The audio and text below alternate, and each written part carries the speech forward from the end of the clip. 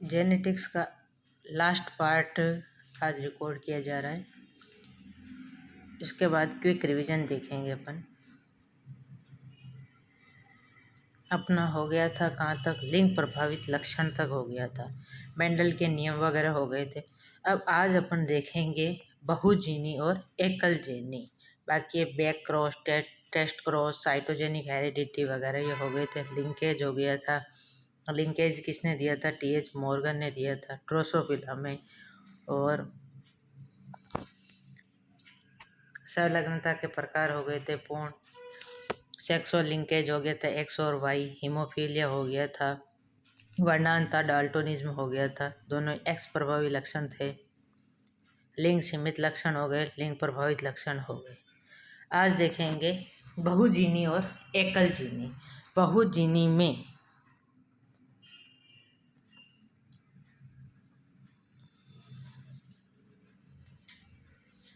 बहुजीनी नाम में यह है, बहु यानी अधिक, जीनी यानी जीन। एक ही लक्षण को प्रकट करने के लिए अनेक जीन हो उसे क्या कहते हैं? बहुजीनी कहते हैं। क्या कहते हैं? बहुजीनी। एकल जीनी एक जीन के एक लक्षण को नियंत्रित करते थे, उन्हें क्या कहते हैं? एकल जीनी। एक ही लक्षण को प्रकट करने के लिए अनेक जीव होते हैं तो उसे बहुजीनी कहते हैं, और एक जीन एक लक्षण को नियंत्रित करते हैं उसे एकल जीनी कहते हैं। बहुजीनी में लक्षणों की आवृत्ति जीन की संख्या पर निर्भर करती है। किस पर निर्भर करती है? बहुजीनी में बहु करती है, बहुओं की संख्या पर निर्भर। तो जीन की संख्या पर निर्भर करती है, तो संख्या होती है उसको मात्रा कहते हैं, तो मात्रात्मक वंशागति भी कहते हैं। बहु हर चीज़ की मात्रा देखती है। क्या देखती है? मात्रा। तो लक्षणों की आवृत्ति जो है वो जीन की संख्या पर निर्भर करती है। किस पर निर्भर करती है? जीन की संख्या पर निर्भर करती है, और इसे मात्रात्मक वंशागति भी कहते हैं। और एकल जीनी जो है वो गुणात्मक वंशागति पर निर्भर करता है। एक का गुण देखा जाता है। क्या देखा जाता है? गुण। एक गुण, एक गुण। तो एकल जीनी में एक जीन एक लक्षण को नियंत्रित करते हैं, और ये वंशागति जीन की संख्या पर निर्भर नहीं करती है, ये केवल गुणात्मक वंशागति पर निर्भर करती है।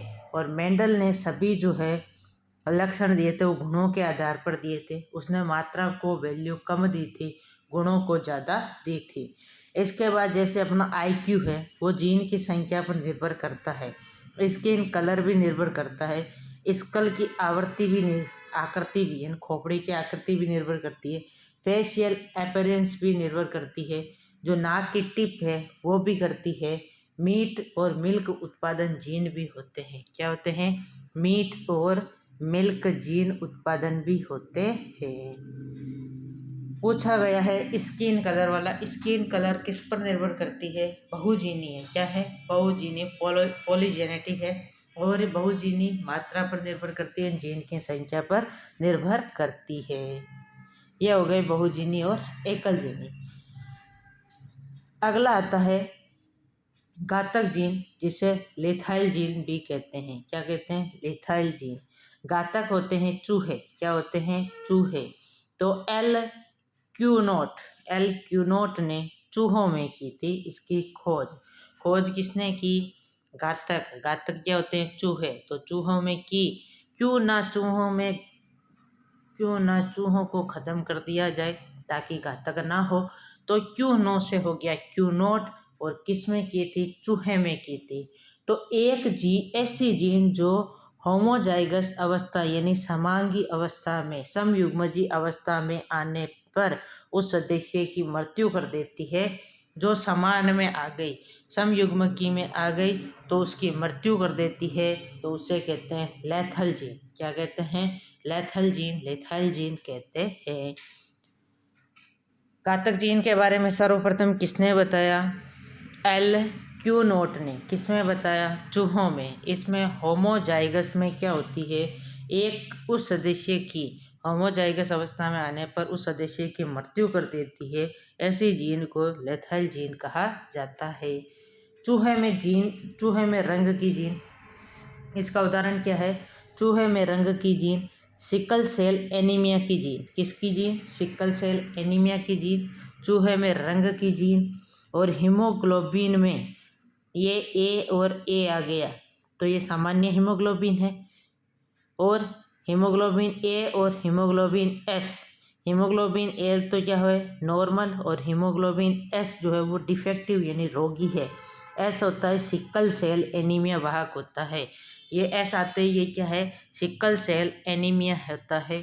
तो चूहे में रंग की जीन और सिकल सेल एनीमिया की जीन क्या होती है? घातक। सिकल सेल एनीमिया में क्या होता है? जो ग्लूटामिक एसिड के स्थान पर क्या आ जाता है? वेलिन आ जाता है। ग्लूटामिक एसिड की जगह क्या आ जाता है? वेलिन के आने पर जो अपने रक्त की कोशिकाएं उभय अवतल थी, कैसी थी? उभय अवतल थी, वो कैसी हो जाती है? हंसियाकार हो जाती है। कैसी हो जाती है? हंसियाकार यानी सिकल सेल जैसी हो जाती है। और ये किसके कारण होता है? बिंदु उत्परिवर्तन के कारण होता है। बिंदु उत्परिवर्तन के कारण उभय अवतल की जो सामान्य आरबीसी थी वो हंसियाकार हो जाती है और ग्लूटामिक एसिड के स्थान पर वेलिन आ जाती है। छठवें नाइट्रोजन क्षारक में क्या होता है? चेंज होता है, जिसके कारण सिकल सेल एनीमिया रोग हो जाता है। और यदि दोनों हीमोग्लोबिन पर सिकल सेल एनीमिया का होता है तो इसमें रोगी की क्या हो जाती है? मृत्यु हो जाती है। इससे संबंधित जीन गुणसूत्र 11 पर पाई जाती है। इससे संबंधित जीन किस पर पाई जाती है? गुणसूत्र 11 पर ये जीन पाई जाती है। तो घातक जीन के बारे में किसने बताया? क्यूनोट ने। किस में बताया? चूहे में। ये किस पर निर्भर करते हैं? समयुग्म की जीन आने पर ये उसको क्या कर देते हैं? उस सदस्य की मृत्यु कर देते हैं। चूहे में देखा तो चूहे में रंग की जीन और sickle cell anaemia gene. Sickle cell anaemia में ग्लूटेन की जगह क्या आ जाता है? वेलिन, ये पूछा गया। और आरबीसी उभय अवतल से कैसी हो जाती है? हंसियाकार। और ये जो है वो किस गुणसूत्र पर पाई जाती है? 11वें गुणसूत्र पर पाई जाती है। जो अभी समझाया था वो यहाँ रहा।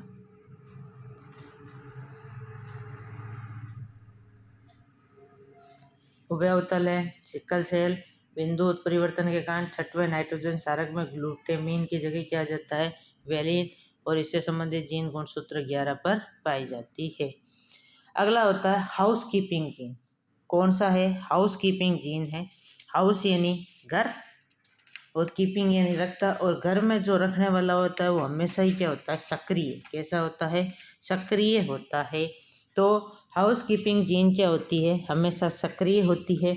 और ऐसी जीन जो हमेशा सक्रिय होती है क्योंकि उत्पादों की हमेशा सेल में आवश्यकता बनी रहती है। उत्पादों की हमेशा कोशिका में आवश्यकता बनी रहती है। जैसे श्वसन से संबंधित एंजाइम का निर्माण करने वाले जीन। श्वसन हमेशा एक्टिव रहना पड़ता है। तो ऐसी जीन जो हमेशा क्या रहती है? सक्रिय रहती है। ऐसी जीन जो हमेशा सक्रिय रहती है। ऐसी जीन जो हमेशा सक्रिय रहती है क्योंकि इसके उत्पादों में हमेशा कोशिका से संबंधित, कोशिका में आवश्यकता बनी रहती है। ऐसी जीन जो हमेशा सक्रिय रहती है और उत्पादों की हमेशा कोशिका में आवश्यकता बनी रहती है। जैसे श्वसन से संबंधित एंजाइम का निर्माण करने वाली जीन। श्वसन से संबंधित एंजाइम का निर्माण करने वाली जीन। हाउसकीपिंग जीन हो गया। ऐसी जीन जो हमेशा क्या होती है? सक्रिय होती है और उत्पादों की सेल में आवश्यकता बनी रहती है, वो क्या कहलाती है? हाउसकीपिंग जीन कहलाती है। अगले जो है नॉन कॉन्स्टिट्यूटिव या लग्जरी जीन। ऐसी जीन जो हमेशा सक्रिय नहीं रहती है वो क्या थी? कॉन्स्टिट्यूटिव। और ये क्या है? Non constitutive. जो लग्जरी गाड़ियाँ होती है वो हमेशा सक्रिय नहीं होती है, कभी भी उनमें खराबी आ जाती है। ये ज़रूरत के अनुसार सक्रिय, ये क्या होती है? निष्क्रिय। जब भी हमें कहीं पे शो ऑफ करना हो तो हम क्या करते हैं? लग्जरी गाड़ी ले जाते हैं, लग्जरी दिखते हैं अपन पैसे वाले। और जहाँ डेली का काम होता है तो वहाँ बड़े जो मारुति सुजुकी लेके चले जाते हैं, अल्टो 800। तो ये क्या करती है? अकॉर्डिंग टू सिचुएशन डिपेंड करती है। लग्जरी जो होगी वो अकॉर्डिंग टू सिचुएशन डिपेंड करेगी। तो क्या है, लग्जरी जीन जो है, ऐसे जीन जो हमेशा सक्रिय नहीं रहती है, ये ज़रूरत के अनुसार सक्रिय और निष्क्रिय रहती है, तो इन्हें नॉन कॉन्स्टिट्यूटिव यानी लग्जरी जीन कहा जाता है। जैसे लैक ओपेरॉन की जीन, किसकी, लैक ओपेरॉन की जीन जो होती है वो हमेशा सक्रिय नहीं होती, यह निष्क्रिय को क्या कर देती है, प्रेरक की सहायता से क्या कर देती है, सक्रिय, निष्क्रिय को क्या कर देती है, सक्रिय करती है। कोई भी प्रेरक क्या करता है, निष्क्रिय जीन को क्या करता है, सक्रिय कर देता है। तो लैक ओपेरॉन की जीन, किसकी जीन, लैक ओपेरॉन की जीन। ट्रिप्टोफैन ओपेरॉन की जीन, किसकी जीन, ट्रिप्टोफैन, लैक ओपेरॉन और ट्रिप्टोफैन ओपेरॉन की जीन। लेक जो क्या कर देती है, लक अच्छा रहा तो निष्क्रिय भी क्या हो जाएगी, सक्रिय, लक अच्छा रहा तो निष्क्रिय भी क्या हो जाएगी, सक्रिय, वरना जो है वो फैन क्या कर देते हैं, सक्रिय को भी क्या कर देते हैं, निष्क्रिय। प्रेरक जो होता है वो तो निष्क्रिय को क्या करेगा, सक्रिय, और संदमक जो इनहिबिटर होगा वो सक्रिय को क्या करेगा, एक्टिव को क्या करेगा, नॉन एक्टिव कर देता है। तो लैक ओपेरॉन की जीन और ट्रिप्टोफैन ओपेरॉन की जीन, दो होती है एग्जाम्पल। लग्जरी में कौन कौन सी है, लैक ओपेरॉन और ट्रिप्टोफैन। इसको धीरे धीरे इसलिए बताया जा रहा है क्योंकि शायद हर चीज़ न्यू होती है। अब जैसे कोशिका साइटोलॉजी पढ़ते हैं तो वो तो बहुत बार पढ़ चुके हो। अब इसमें लैक ओपेरॉन, इनहिबिटर, प्रेरक, ट्रिप्टोफैन सब चीज़ नई है, तो इसीलिए इसको धीरे धीरे लिया जा रहा है, बार बार बोला जा रहा है, और एक दो बार वापस सुनोगे तो याद भी हो जाएगा। तो लग्जरी में एग्जाम्पल कौन हो जाएंगे, ट्रिप्टोफैन और लैक ओपेरॉन। इसके बाद में अगली जीन आती है जीन इंटरैक्शन, यानी जीन की अन्योन्य क्रिया देखें तो एलिलिक और क्या होती है, नॉन एलिलिक, एलिलिक और नॉन एलिलिक। एलिलिक में अपन ने बात की थी कि आमने सामने होना चाहिए, एकांतर में आमने सामने होना चाहिए। और इसमें नॉन एलिलिक में, एलिलिक में कितने जोड़ी होता है, एक जोड़ी, और नॉन एलिलिक में कितने जोड़ी होता है, दो जोड़ी होता है।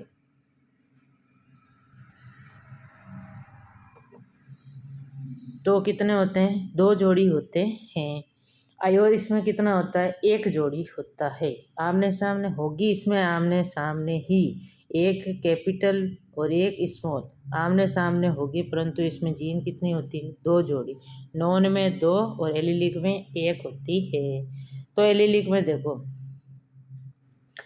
एलिलिक में एक जोड़ी जीन भाग लेती है जो समजात गुणसूत्रों के क्या होती है, आमने सामने उपस्थित होती है। एग्जाम्पल याद रखना, अपूर्ण प्रभाविता और सह प्रभाविता, ये दोनों किसके अपवाद थे, पूर्ण प्रभाविता के नियम के, पूर्ण प्रभाविता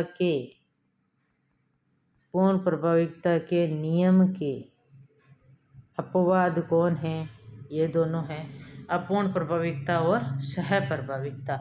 नॉन एलिलिक में दो जोड़ी जीन के बीच होती है, नॉन एलिलिक किसके बीच में होती है, दो जोड़ी जीन के बीच होती है। कौन सी, एपिस्टेटिक, इसके एग्जाम्पल कौन है, एपिस्टेटिक और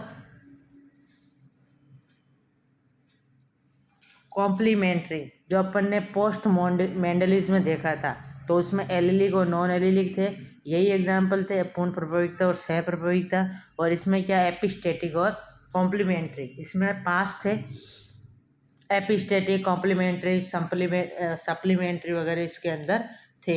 ये अपन ने देखे थे किसमें, पोस्ट मेंडलिज्म में देखे थे। क्या क्या देखे थे, 5 देखे थे। एक तो था एपिस्टेटिक, क्या है, एपिस्टेटिक, और एक क्या था, कॉम्प्लीमेंट्री। एपिस्टेटिक, कॉम्प्लीमेंट्री, एडेक्टिव, कोलोबोरेटिव, इनहिबिटरी, ये थे। तो कैरियोजेनिक था, साइटोजेनिक था, लिंकेज में था, कंप्लीट और इनकम्प्लीट। इंटरैक्शन में एलिलिक और नॉन एलिलिक, एलिलिक में अपूर्ण प्रभाविकता और सह प्रभाविकता, नॉन एलिलिक में एपिस्टेटिक, कॉम्प्लीमेंट्री, एडिक्टिव और कोलेबोरेशन, इनहिबिटरी। तो यहाँ ये थे। तो एपिस्टेटिक जो होता है यानी प्रबलता की जीन, इसमें क्या होगा, प्रभावी और अप्रभावी होगा। जहाँ पर प्रबलता है तो एक तो या तो प्रभावी होगा या क्या होगा, अप्रभावी। जब किसी अन्योन्य क्रिया में एक जीन दूसरी नॉन एलिलिक जीन के प्रभाव को अवरुद्ध कर देती है, रोक देती है। अन्योन्य क्रिया में एक जीन दूसरी नॉन एलिलिक जीन के प्रभाव को रोक देती है, तो इसको क्या कहते हैं? Epistatic gene. भाई जिस जीन ने रोका है मतलब उसको प्रबल दावेदारी है, वो होगी एपिस्टेटिक। और जो अवरुद्ध हो रही है, जिसको अवरुद्ध कर रही है, वो क्या कहलाएगी? Hypostatic gene. क्या कहलाई? हाइपोस्टेटिक जीन कहलाई। तो जो जीन के प्रभाव को रोकती है वो एपिस्टेटिक होता है, और जो अवरुद्ध हो रही है, जो अवरुद्ध कर रही है वो तो एपिस्टेटिक है, और जो अवरुद्ध हो रही है वो हाइपोस्टेटिक है। ये कितने प्रकार की होती है? 2 प्रकार की होती है, प्रभावी प्रबलता और अप्रभावी प्रबलता। प्रभावी प्रबलता में क्या है? जब एपिस्टेटिक जीन किसी नॉन एलिलिक जीन के प्रभाव को क्या कर देती है? को तब अवरुद्ध करती है जब वह स्वयं होमोजाइगस प्रभावी अवस्था में होती है। कैसे को? ये देखो, होमोजाइगस अवस्था में प्रभावी है तो एपिस्टेटिक जीन जो है वो किसी नॉन एलिलिक जीन के, ये एपिस्टेटिक जीन जो है ये नॉन एलिलिक जीन है इधर वाली, इसके प्रभाव को तब अवरुद्ध करती है जब ये खुद क्या है? होमोजाइगस प्रभावी अवस्था में होती है।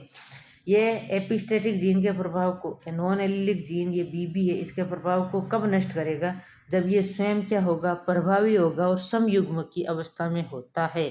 तो इसे तो क्या कहते हैं? डोमिनेंट एपिस्टेटिक कहते हैं। जैसे कद्दू में फल का रंग, कद्दू में किसका रंग होता है? फल का रंग जो है वो इसका उदाहरण है। इसके बाद में जो है अप्रभावी जीन में, तो नॉन एलिलिक को अप्रभावी समयुग्म की अप्रभावी जीन यदि इस पर प्रभाव अवरुद्ध करती है तब वह खुद समयुग्म की अप्रभावी अवस्था में होती है, तो ये होती है अप्रभावी प्रबलता। मतलब अप्रभावी जीन ने नष्ट किया है तो अप्रभावी प्रबलता, और प्रभावी जीन ने नॉन एलिलिक को नष्ट किया है तो प्रभावी प्रबलता कहलाती है। कद्दू होता है प्रभावी क्योंकि कद्दू होता है बड़ा, और प्याज का प्रभाव कम होता है क्योंकि प्याज होता है ठीक, प्याज होता है छोटा। प्याज में शल्ककंद का रंग जो है वो अप्रभावी का उदाहरण है, और कद्दू में फल का रंग प्रभावी का उदाहरण है। इसके बाद में आती है इनहिबिटरी जीन, जो संदमक जीन थी। ये संदमक जीन कहाँ काम आई थी? ट्रिप्टोफैन ओपेरोन की जीन में सक्रिय को क्या कर रहा था? निष्क्रिय ट्रिप्टोफैन में। और लेक ओपेरोन में क्या कर रही थी? प्रेरक का काम। लेक ओपेरोन में प्रेरक, लेक ओपेरोन प्रेरक, और ट्रिप्टोफैन में संदमक। लेक ओपेरोन प्रेरक, ट्रिप्टोफैन संदमक। डुप्लीकेट इनहिबिटरी जीन में क्या है? ऐसी जीन जो नॉन एलिलिक जीन के प्रभाव को अवरुद्ध कर देती है। जो नॉन एलिलिक जीन के प्रभाव को अवरुद्ध कर देती है वो क्या कहलाती है? और स्वयं का कोई भी लक्षण प्रकट नहीं करती है। दूसरों के प्रभाव को तो अवरुद्ध कर दिया और खुद का कोई लक्षण प्रकट नहीं करती है, तो उसे कहा जाता है इनहिबिटरी जीन। क्या कहते हैं? Inhibitory gene. कि ये खुद का तो कोई स्वयं का तो कोई लक्षण प्रकट नहीं करती और नॉन एलिलिक जीन के प्रभाव को नष्ट कर देती है। जैसे चावल की पत्ती में संदमक की स्थिति, चावल की जो लीफ होती है, राइस लीफ जो होती है, उसमें यह खुद का नॉन एलिलिक के प्रभाव को नष्ट कर दिया और खुद का कोई भी प्रभाव नहीं प्रकट करती है। इसे कहा जाता है संदमक जीन। अगला है डुप्लीकेट जीन। जब नॉन एलिलिक जीन जो अलग अलग प्रभावी अवस्था में होती है और उनके लक्षण प्ररूप क्या होते हैं? समान। इनके उदाहरण इम्पोर्टेंट है। परिभाषा पूछे ना पूछे, एग्जाम्पल पूछेगा कौन किसका एग्जाम्पल है। तो प्याज वाला अप्रभावी का था, अप्रभावी नॉन एलिलिक का, अप्रभावी प्रबलता का। और कद्दू में प्रभावी प्रबलता का। और चावल की पत्ती में संदमक की स्थिति, संदमक का उदाहरण है। एपिस्टेटिक कॉम्प्लीमेंट्री नॉन एलिलिक का उदाहरण है। अब डुप्लीकेट जीन में क्या है? जब नॉन एलिलिक जीन जो अलग अलग प्रभावी अवस्था में होती है, नॉन एलिलिक जीन जो है वो अलग अलग प्रभावी अवस्था में होती है। कौन? नॉन एलिलिक जीन जब अलग अलग प्रभावी अवस्था में होती है तो उनके लक्षण प्ररूप क्या होते हैं? एक समान। जब जीन का अलग अलग प्रभाव होता है और उनके लक्षण प्ररूप एक समान होते हैं तो ऐसे को लक्षण पर रूप एक समान होते हैं और खुद अलग अलग प्रभावी। नॉन एलीलिक जीन का खुद का अलग अलग प्रभाव होता है और ये किसके होते हैं? लक्षण पर रूप एक समान होते हैं, तो वो होता है डुप्लीकेट जीन। क्या होता है? Duplicate gene. एग्जाम्पल में कैप्सेला में फल की आकृति। किसमें? कैप्सेला में फल की आकृति। कैप्सेला एक प्रारंभिक एंजियोस्पर्म है। कैप्सेला क्या है? एक प्रारंभिक एंजियोस्पर्म है। कैप्सेला एक प्रारंभिक एंजियोस्पर्म होता है। पादप भ्रूण विज्ञान समझने के लिए कैप्सेला का जीवन चक्र पढ़ा जाता है। तो डुप्लीकेट में याद रखो, डुप्लीकेट कैप्सूल। डुप्लीकेट क्या है? कैप्सूल। तो कैप्सूल में फल की आकृति, कैप्सूल में प्रारंभिक एंजियोस्पर्म में होता है। कैप्सूल किस में होता है? प्रारंभिक एंजियोस्पर्म में होता है। कैप्सेला में फल की आकृति प्रारंभ में एंजियोस्पर्म जैसा होता है और पादप भ्रूण विज्ञान को समझने के लिए कैप्सेला का जीवन चक्र पढ़ा जाता है। प्लांट एम्ब्रियोलॉजी को समझने के लिए कैप्सेला का जीवन चक्र पढ़ा जाता है। कैप्सेला में फल की आकृति और कैप्सेला एक प्रारंभिक एंजियोस्पर्म होता है। कैप्सेला में फल और कैप्सेला एक प्रारंभिक एंजियोस्पर्म होता है। क्या होता है? प्रारंभिक एंजियोस्पर्म होता है। कैप्सेला में फल की आकृति, कैप्सेला एक प्रारंभिक एंजियोस्पर्म है और कैप्सेला में जो है वो प्लांट एम्ब्रियोलॉजी का क्या किया जाता है? अध्ययन किया जाता है। इसके बाद में अपना अगला जीन जो आएगा कॉम्प्लीमेंट्री जीन। कौन सा आएगा? कॉम्प्लीमेंट्री। और कौन सा आएगा? सप्लीमेंट्री। तो कॉम्प्लीमेंट्री संपूरक में क्या है? जब किसी भी विशेष लक्षण को प्रकट करने के लिए नॉन एलीलिक जीन एक समान रूप से प्रभावी होती है। इसमें तो क्या था? डुप्लीकेट लक्षण होते हैं तो लक्षण पर रूप एक समान होते हैं। नॉन एलीलिक जीन जो अलग अलग प्रभावी अवस्था में थी उनके लक्षण पर रूप समान थे। क्या थे? लक्षण पर रूप समान। और इसमें क्या है? लक्षण को प्रकट करने के लिए दोनों नॉन एलीलिक जीन एक समान रूप से प्रभावी होती है। इसमें तो नॉन एलीलिक जीन अलग अलग थी प्रभावी, इसमें क्या होती? एक समान रूप से प्रभावी होती है। एक जीन भी यदि अप्रभावी हो जाए तो वह लक्षण प्रकट नहीं होता है। मीठी मटर में पुष्प के रंग की वंशागति। मीठी मटर को लेथाइरस ओडेंटोरस कहा जाता है। मीठी मटर में क्या होता है? पुष्प के रंग की वंशागति। मीठी मटर में संलग्नता के प्रयोग किए थे। किसने? टीएच मॉर्गन ने किए थे। यदि एक भी थे। डुप्लीकेट में तो क्या था कि नॉन एलीलिक जीन अलग अलग थे और प्रभाव क्या था? एक समान रूप से प्रकट हो रहा था। इसमें नॉन एलीलिक जीन एक समान रूप से प्रभावी होती है और एक जीन यदि अप्रभावी हुई तो दूसरा अपना प्रभाव नहीं दर्शाती है। डुप्लीकेट में तो कैप्सेला वाला था और डुप्लीकेट कैप्सूल, और इसमें क्या हो जाएगा? कॉम्प्लीमेंट किस पर किया जाता है? अरे मटर मीठी है तो इस पर क्या किया जाता है? कॉम्प्लीमेंट किया जाता है। अगला है सप्लीमेंट्री जीन। क्या है? Supplementary gene. सप्लीमेंट्री संपूरक है। क्या है? पूरक। कॉम्प्लीमेंट्री संपूरक और सप्लीमेंट्री पूरक। ऐसी जीन जो प्रभावी अवस्था में दूसरी प्रभावी नॉन एलीलिक जीन के प्रभाव को ही बदल देती है। ऐसी जीन जो प्रभावी अवस्था में दूसरी के क्या कर देती है? प्रभाव को ही, दूसरी नॉन एलीलिक जीन के प्रभाव को ही बदल देती है। जैसे चूहे में रंग की वंशागति, इसका उदाहरण है सप्लीमेंट्री का। चूहे में रंग के बारे में, चूहे में प्रयोग और किसने किए थे? अरे चूहा लिया था ना, कौन सा था? घातक जीन। एल क्यूमेट ने चूहे में बताया था घातक जीन का। चूहा क्या होता है? घातक होता है। और सप्लीमेंट्री में भी चूहा आ गया। वहाँ चूहे में रंग की जीन की बात की थी, यहाँ चूहे में रंग की वंशागति की बात कर रहे हैं। घातक जीन में चूहे के रंग की जीन और चूहे में रंग की वंशागति सप्लीमेंट्री जीन होती है और एल क्यूमेट ने बताया था। अगला देखो, मनुष्य में ऑटोसोमल रंग की वंशागति। कौन सा वह लक्षण प्रभावी होता है और कौन सा अप्रभावी? RH कारक यदि पॉजिटिव की शादी नेगेटिव से करवा दी जाए तो प्रभावी कौन होगा? पॉजिटिव ही होगा। नेगेटिव क्या होता है? अप्रभावी। अप्रभावी रेसेसिव। त्वचा रंग यदि सामान्य है और उसकी शादी रंजकहीनता, कभी कभार आपने देखा होगा सूर्यमुखी रोग हुआ होता है, क्या उनकी संतान में भी होता है? नहीं होता है।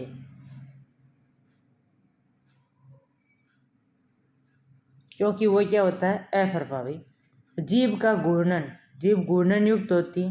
कभी कभार जो नहीं बोल पाते, क्या उनकी संतान भी नहीं बोल पाती, तो ऐसा नहीं होता है।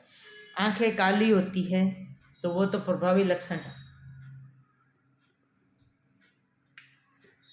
परंतु ये बताओ, क्या नीला रंग, किसी की नीली आंखें होती है, क्या उनकी संतान की आंखें नीली होना जरूरी है? ऐश्वर्या की आंखें नीली है तो ये उसकी संतान की भी नीली है? नहीं। काली है तो संतान की काली जरूर होगी। वो तो कोई 2-3 पीढ़ियों में वापस उसकी आ जाए, वो बात अलग होती है, परंतु आवश्यक नहीं है कि हो ही हो, ये ध्यान रखना। तो पॉजिटिव प्रभावी होता है, त्वचा का रंग सामान्य प्रभावी होता है, जीभ घूर्णन युक्त होती है, आँखों का रंग कैसी होती है, आंखें काली होती है। बालों की आकृति, बाल यदि घुंघराले हैं, बाल क्या है घुंघराले, तो उनकी संतान के भी कैसे होंगे घुंघराले। हाथ जो है यदि राइट हैंडेड है तो संतान राइट हैंडेड होगी, लेफ्ट हैंडेड है तो लेफ्ट हैंडेड होना आवश्यक नहीं है।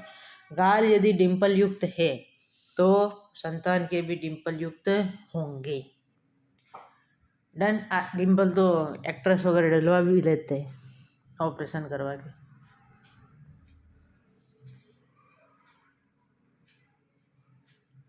मनुष्य में त्वचा के रंग की वंशागति 2 या 3 जीन द्वारा निर्धारित होती है। यदि ऑप्शन में 2 और 3 दोनों है तो तुम्हें प्राथमिकता किसको देनी है? 3 को। त्वचा का रंग कौन दर्शाती है? 2 या 3 जीन दर्शाती है, तो इसमें 3 को जो है वो तुम्हें जो है वो क्या देना पड़ेगा? महत्व देना पड़ेगा। यह बहुजीनी वंशागति का उदाहरण है। किसका है? एक से अधिक जीन है तो बहुजीनी है। कोलैबोरेटिव जीन, जब नॉन एलिलिक जीन अलग अलग होती है तो अलग अलग एक समान लक्षण प्रकट करती है। जब नॉन एलिलिक जीन अलग अलग होती है और अलग अलग लक्षण प्रकट करती है, यानी एक दूसरे का सहयोग करते हुए साथ देती है, तो उनके सहयोग से नया लक्षण उत्पन्न होता है। कोलैबोरेटिव यानी दोनों क्या करेगी? है अलग, कोई दो अलग अलग है और दोनों ने अपना अलग अलग लक्षण प्रकट किए। अलग अलग कोल अलग अलग आई और अलग अलग बातें की, तो ऐसे याद रखो, अलग अलग आई अलग अलग बातें की, यानी अलग अलग तो नॉन एलिलिक जीन होती है और अलग अलग ही एक समान लक्षण प्रकट करती है। जब नॉन एलिलिक जीन अलग अलग थी और वो एक समान रूप से क्या थी? प्रभावी थी। जब नॉन एलिलिक जीन जो है वो क्या थी? अलग अलग थी और एक समान रूप से प्रभावी थी, तब वो कौन सी थी? डुप्लीकेट जीन थी। और प्रभाव को नष्ट कर रही थी तो वो संदमक थी। और अलग अलग नॉन एलिलिक जीन अलग अलग प्रभाव करती है तो वो कोलैबोरेटिव है। और विशेष लक्षण को प्रकट करने के लिए नॉन एलिलिक जीन एक समान रूप से प्रभावी होती है तो वो कॉम्प्लीमेंट्री होता है। और एक प्रभावी अवस्था में और दूसरी प्रभावी अवस्था के प्रभाव को बदल देती है तो वो सप्लीमेंट्री थी। क्या थी? सप्लीमेंट्री थी। अगला है एडिटिव यानी योगात्मक। जब नॉन एलिलिक जीन अलग अलग है और अलग अलग ही एक लक्षण प्रकट करती है, लेकिन ये दोनों जीन एक साथ मिलकर एक नया लक्षण प्रकट करती है। जो कोलैबोरेटिव में तो क्या था? एक दूसरे को सहयोग करते हुए साथ देती है और उनके सहयोग से नया लक्षण प्रकट करती है, परंतु ये दोनों मिलकर एडिटिव यानी योग हुआ है। क्या हुआ है? योग हुआ है। तो योग होने से जो क्या कर रही है? लक्षण प्रकट करती है, तो ये क्या हुआ? एडिटिव। क्या है? एडिटिव। तो एडिटिव में तो क्या होगी? योग होगा। कोलैबोरेटिव में दोनों अलग अलग है। सप्लीमेंट्री में एक दूसरे को प्रभाव को नष्ट कर रहा है। कॉम्प्लीमेंट्री में अलग अलग नहीं थी, नॉन एलिलिक जीन एक समान थी, उसमें एक जीन अप्रभावी होती है तो दूसरा लक्षण ही नहीं प्रकट करती है। और डुप्लीकेट में क्या थी? नॉन एलिलिक जीन अलग अलग थी परंतु एक जैसा जो है वो लक्षण प्ररूप प्रकट कर रही थी। ठीक है। लिंग निर्धारण, सेक्स डिटरमाइनेशन। निषेचन के आधार पर प्रोगेमी क्या होता है, सिनगेमी क्या होता है और एपिगेमी क्या होता है। प्रोगेमी, प्रो यानी यानी पहले से, जब लिंग निर्धारण निषेचन से पहले हो जाए तो उसे कहते हैं प्रोगेमी। सिनगेमी, से यानी समय, प यानी पहले, देखो इसमें प यानी पहले, लिंग निर्धारण के यदि पहले होता है तो उसको क्या कहते हैं? प्रोगेमी। एग्जाम्पल याद रखना, मधुमक्खी में नर ड्रोन का निर्माण। भाई हमें पता है मधुमक्खी किसको जन्म देती है, नर ड्रोन को ही जन्म देती है। तो नर ड्रोन अनेक मादाएं क्या करती है, पोषण रॉयल जेली, ये रानी जो होती है वो जननशील होती है, रॉयल जेली। और साधारण भोजन कौन खाती है, रॉयल जेली कौन खाती है, रानी मक्खी जो जननशील होती है। और रानी से क्या उत्पन्न होते हैं, नर। और साधारण पोषण से श्रमिक उत्पन्न होते हैं, जो कैसे होते हैं, बंदी। श्रमिक कैसे होते हैं, बंदी होते हैं। और रॉयल जेली कौन खाती है, रानी। और नर पैदा होते हैं। तो ये पहले से निषेचन के पहले से ही पता है कि मधुमक्खी में क्या होगा, नर ड्रोन का निर्माण होगा। सिनगेमी में स यानी सिन और स यानी समय, निषेचन के समय ही पता चल जाता है, निषेचन के समय ही लिंग का निर्धारण हो जाता है, अधिकांश जंतु व पादप में और मनुष्य में। एपिगेमी, जब लिंग निर्धारण की क्रिया निषेचन के बाद होती है। मधुमक्खी में जो मादा का निर्माण होता है वो निषेचन के बाद होता है। क्या होता है, निषेचन क्रिया के बाद होता है, यानी एपिगेमी। क्या कहते हैं, एपिगेमी। एपीकल्चर से एपिगेमी याद रख लो। नर का तो प्रोगेमी, मधुमक्खी की नर का प्रोगेमी, मादा का एपिगेमी। सिनगेमी, सिनगेमी मनुष्य और पादप और अधिकांश जंतुओं का सिनगेमी है। साइटोलॉजी के आधार पर लिंग का निर्धारण देखें, साइटोहिस्टोलॉजी के आधार पर। तो कोशिका के केंद्र में हेमेटॉक्सिलिन के आधार पर दो प्रकार के क्षेत्र दिखाई देते हैं, यूक्रोमेटिन और हेटेरोक्रोमेटिन। यूक्रोमेटिन कैसा होता है, हल्के रंग का।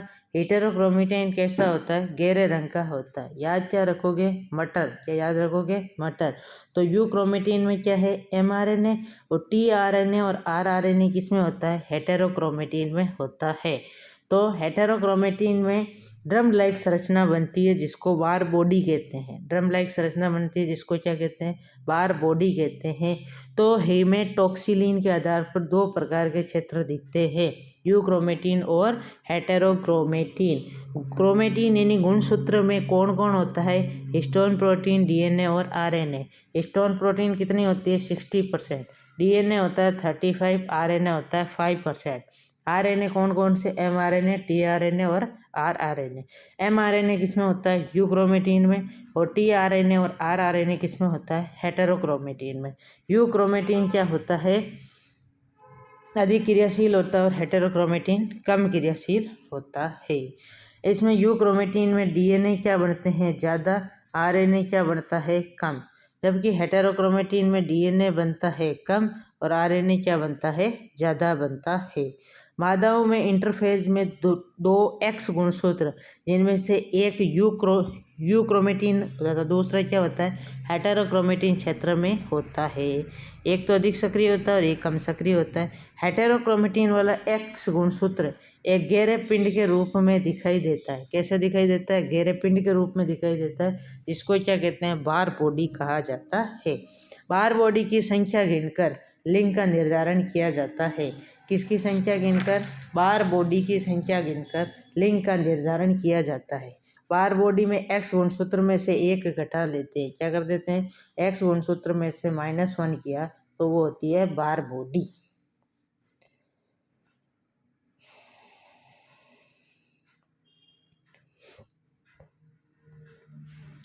नर में बार बॉडी क्या होती है, 0। मादा में बार बॉडी क्या होती है, 1। टर्नर में क्या होती है, 0। क्लाइनफेल्टर में क्या होती है, 1। अधिमादा में क्या होती है, 2। अधिनर में क्या होती है, 0। बार बॉडी क्या होती है, हेटेरोक्रोमेटिन में एक्स गुणसूत्र। तो ये वाला इधर वाला जो एक्स है ये किस में है, ये यूक्रोमेटिन में। क्या इधर एक्स है क्या, इस लाइन के इधर एक्स है क्या, नहीं। तो बार बॉडी क्या हो गई, 0। इसमें है तो बार बॉडी क्या हो गई, 1। इसमें है क्या, नहीं, तो 0। इसमें है कितना है, 1 है इधर, तो ये क्या हो गया, एक्स। इसमें कितने हैं, 2 है, तो ये 2। और इसमें कितना है, इधर लाइन के इधर 0, तो ये क्या हो गया, 0। एक एक्स गुणसूत्र होता है ये वाले euchromatin, euchromatin, euchromatin. Euchromatin, euchromatin, euchromatin. बाकी जो एक्स बच्चे हैं वो हेटेरोक्रोमेटिन में होता है, और हेटेरोक्रोमेटिन में एक्स गुणसूत्र की उपस्थिति क्या कहलाती है? बार बॉडी कहलाती है। गुणसूत्रीय सिद्धांत किसने दिया था? सटन व बोवेरी ने दिया था। 46 गुणसूत्र होते हैं, ये जो है वो पढ़े थे अपन ने साइटोलॉजी में। एक बार रिपीट देख लो। मनुष्य में 46 गुणसूत्र, 23 जोड़ी। कायिक कोशिका में उपस्थित गुणसूत्र कायिक सूत्र या ऑटोसोम कहलाते हैं। तो ये जो समान होते हैं वो ऑटोसोम, नर और मादा दोनों में समान है वो क्या है? ऑटोसोम। और जो नर व मादा में अलग अलग होते हैं एक्स एक्स और एक्स वाई, ये क्या होते हैं? जन्निक यानी हेटेरोसोम या एलोसोम इनको कहा जाता है। यह लिंग का निर्धारण करते हैं, इसलिए इनको लिंग सूत्र कहते हैं। ये दोनों में सेम होता है, इसीलिए इन्हें कायिक सूत्र भी कहते हैं, अलिंग कहते हैं और ऑटोसोम कहा जाता है।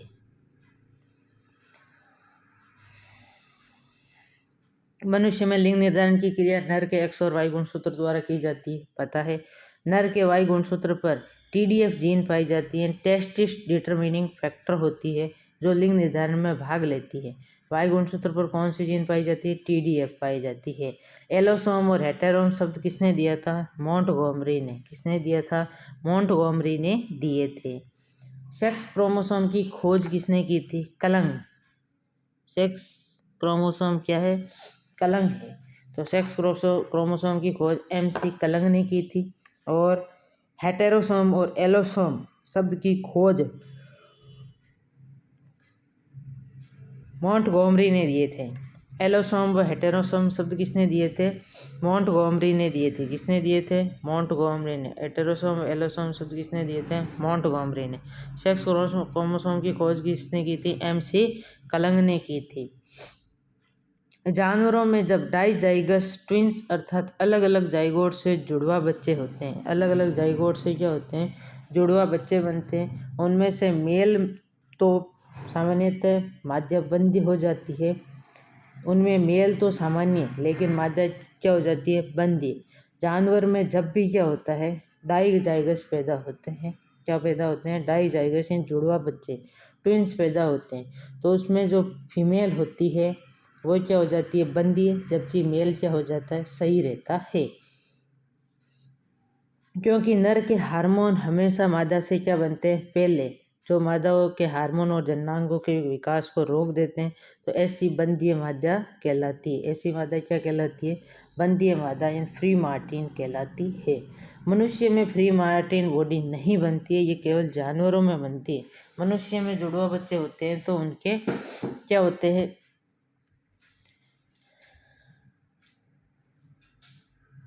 मनुष्य में फ्री मार्टिन बॉडी नहीं होती है, बंध्यता नहीं होती। क्यों? क्योंकि इसमें क्या होते हैं? दोनों के ही बनते हैं, एक दूसरे के गुण को नष्ट नहीं करता है। एक ही जाइगोट से बनने वाले जुड़वा बच्चों को होमोजाइगस या आइडेंटिकल ट्विंस कहते हैं। क्या कहते हैं? होमोजाइगस या आइडेंटिकल ट्विंस कहते हैं। इनमें लिंग तथा आनुवंशिक लक्षण कैसे होते हैं? समान होते हैं। जब जुड़वा बच्चों के शरीर आपस में जुड़े होते हैं तो उसे कहा जाता है सियामीज ट्विंस कहते हैं। कभी कभी देखा होगा दो बच्चों के शरीर जुड़े होते हैं, कोईयों का सिर जुड़ा होता है, कईयों के हाथ, तो उसको कहा जाता है सिया जीन। क्या कहा जाता है? सिया जीन। सिया जीन कहा जाता है। क्या कहा जाता है? सियामीज कहा जाता है। सियामीज ट्विंस कहते हैं। अगला जो है वो क्या है? बोनेलिया समुद्री कर्मी में लार्वा में क्या होता है? बोनेलिया समुद्र कर्मी में लार्वा यदि गर्भाशय से मादा के गर्भाशय के पास रहता है, क्या रहता है? मादा के गर्भाशय के पास रहता है, तो उसको तो क्या कहा जाता है? एक तो लार्वा मादा के गर्भाशय के पास रहता है, दूसरा गर्भाशय से दूर रहता है, और तीसरा गर्भाशय से थोड़े समय बाद दूर चला जाता है। क्या हो जाता है? एक तो मादा के गर्भाशय के पास रहता है, एक गर्भाशय से दूर चला जाता है, और एक गर्भाशय से थोड़े समय बाद दूर जाता है। जो थोड़े समय बाद दूर जाता है तो उससे इंटरसेक्स बनेगा। यदि मादा के गर्भाशय के पास रहता है तो क्या बनता है? नर बनता है। यदि लार्वा मादा के गर्भाशय के पास रहता है तो उससे क्या बनता है? नर। यदि मादा के गर्भाशय से दूर रहता है तो क्या बनती है? फीमेल। और यदि गर्भाशय से थोड़े समय बाद में दूर चला जाता है, गर्भाशय से थोड़े समय बाद दूर चला जाता है, तो उससे इंटरसेक्स बनेगा जो नर और मादा दोनों के गुण दर्शाएगी। तो पास में रहने से क्या बनेगा? नर। दूर से क्या बनेगी? मादा। और थोड़े समय बाद दूर चला जाए तो उससे क्या बनेगा? इंटरसेक्स बनेगा। ड्रोसोफिला मक्खी में लिंग निर्धारण वाई गुणसूत्र सक्रिय भूमिका निभाता है। ड्रोसोफिला मक्खी में क्या कौन सक्रिय भूमिका निभाता है? वाई गुणसूत्र सक्रिय भूमिका निभाता है। इसीलिए श्री ब्रिजेश द्वारा ड्रोसोफिला में लिंग निर्धारण को समझाने के लिए लिंग संतुलन सिद्धांत दिया गया। श्री ब्रिजेश द्वारा ड्रोसोफिला में लिंग निर्धारण को समझाने के लिए जीन संतुलन सिद्धांत दिया था। किसने? सी ब्रिजेश ने।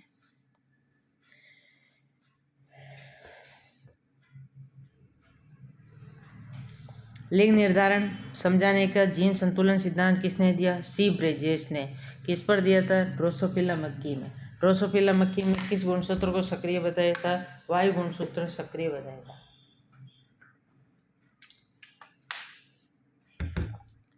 ड्रोसोफिला में वाई गुणसूत्र सक्रिय होता है। किसने बताया? सी ब्रिजेश ने बताया था ड्रोसोफिला में। Sex index ratio, x chromosome की संख्या, एक्स क्रोमोसोम के सेक्स की संख्या बटे में ऑटोसोम की संख्या। क्या होती है? ऑटोसोम की संख्या। ये सूत्र होता है। किसने बताया था? ये सी ब्रिजेश ने। किसने बताया? सी ब्रिजेश ने। इसने बताया कि एक्स क्रोमोसोम की जो संख्या है वो ऊपर लिख दो और नीचे लिख दो ऑटोसोम की संख्या जो समान होते हैं वो। तो इसमें यदि 0.5 आता है रेशियो तो क्या होता है? नर। 1 आता है तो मादा और 1.5 आता है तो इंटरसेक्स। 0.5 नर, 1 मादा, 1.5 इंटरसेक्स। और बोनेलिया समुद्री कर्मी में क्या देखा गया था कि लार्वा यदि मादा के गर्भाशय के पास रहता है तो नर, थोड़ा दूर रहता है तो मादा, और पहले पास रहता है फिर दूर जाता है तो इंटरसेक्स। और सी ब्रिजेश ने बताया कि एक्स क्रोमोसोम की संख्या बटे में ऑटोसोम की संख्या। तो यदि 0.5 आता है तो नर, 1 आता है तो मादा और 1.5 आता है तो क्या बनता है? इंटरसेक्स बनता है। क्या बनता है? इंटरसेक्स बनता है।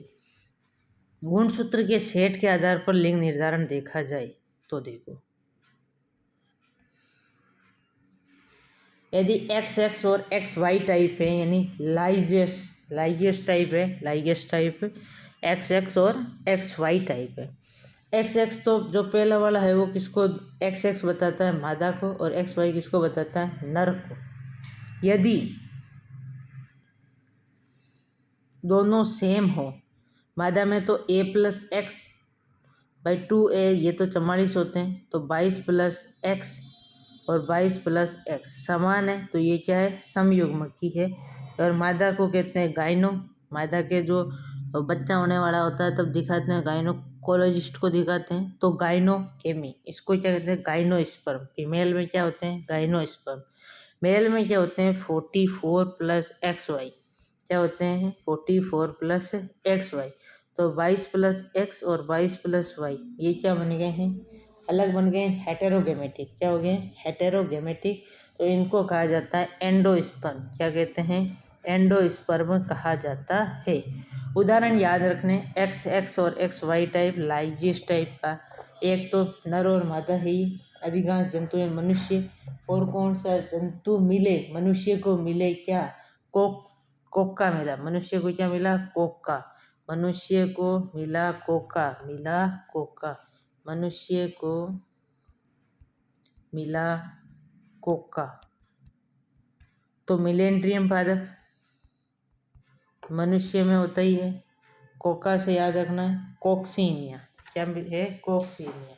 मनुष्य को मिला कोका।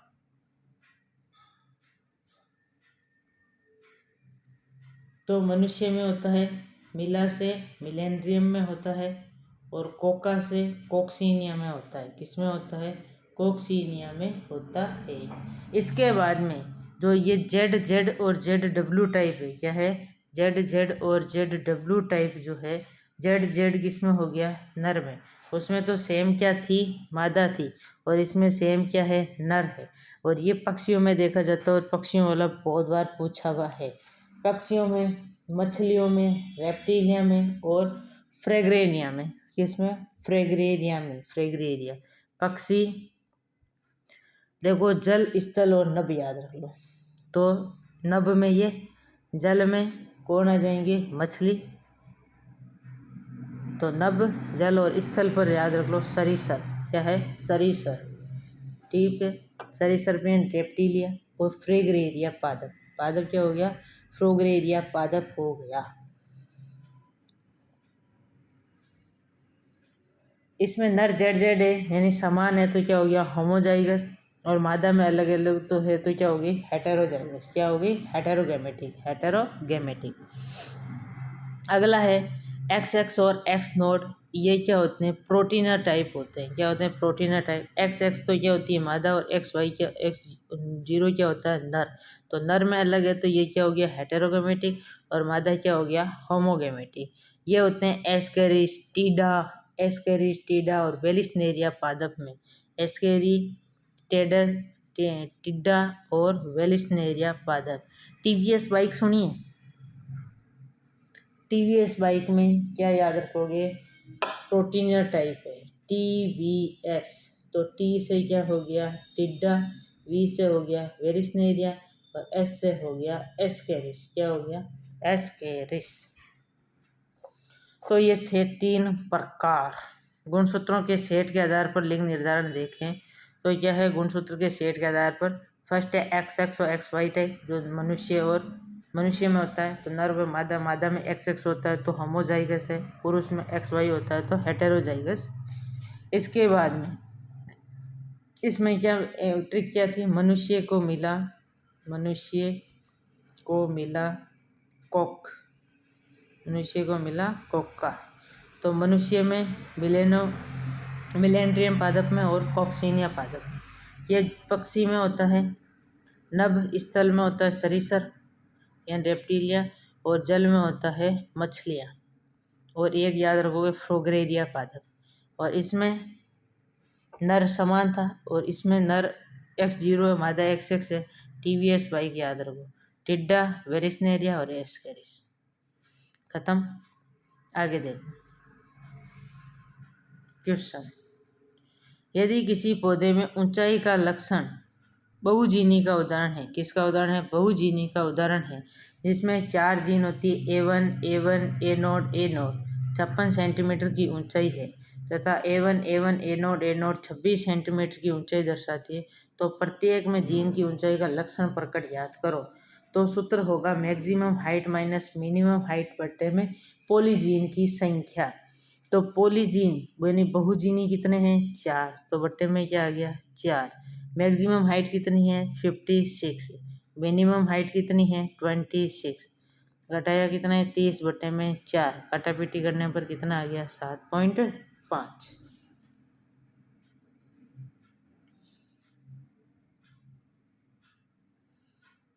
अब देखो आगे। यदि किसी जनसंख्या में 100 व्यक्ति MN ब्लड ग्रुप वाले हैं और 50 व्यक्ति MM ब्लड ग्रुप वाले हैं,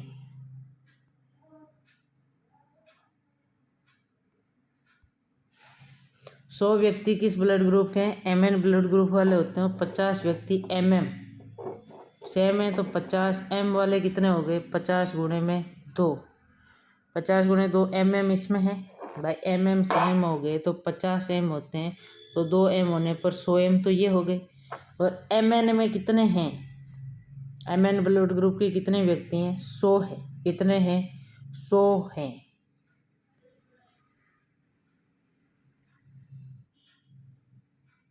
सॉरी,